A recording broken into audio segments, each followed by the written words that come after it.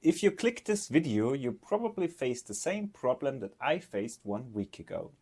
The voice-commanded Google Assistant seemed to lose more brain cells every day. First, switching off the lights in my room suddenly didn't work anymore, and instead Google Assistant started the flashlight on my phone. 2 days later, switching on the lights also didn't work anymore, and instead Google Assistant also started the flashlight on my phone. It was almost as if a headcrab mounted itself onto Google Assistant and slowly degraded its bits and bytes. And with the rollout of Gemini not long ago, my suspicion grew, so I did an interrogation and asked Gemini why Google Assistant isn't working properly anymore.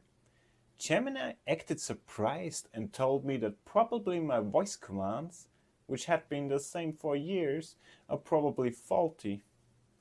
Well, and I thought that's exactly what a headcrab would say, wouldn't it? And slowly grabbed my crowbar.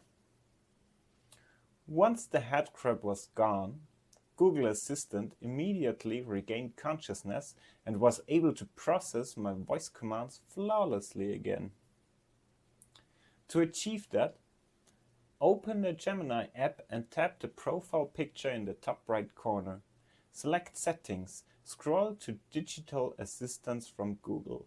Choose Google Assistant to switch back to the Google Assistant interface. To turn off Gemini on Google Assistant. Leave a like if this was of help, and now there is only one thing left to say. Hey Google, turn off the camera.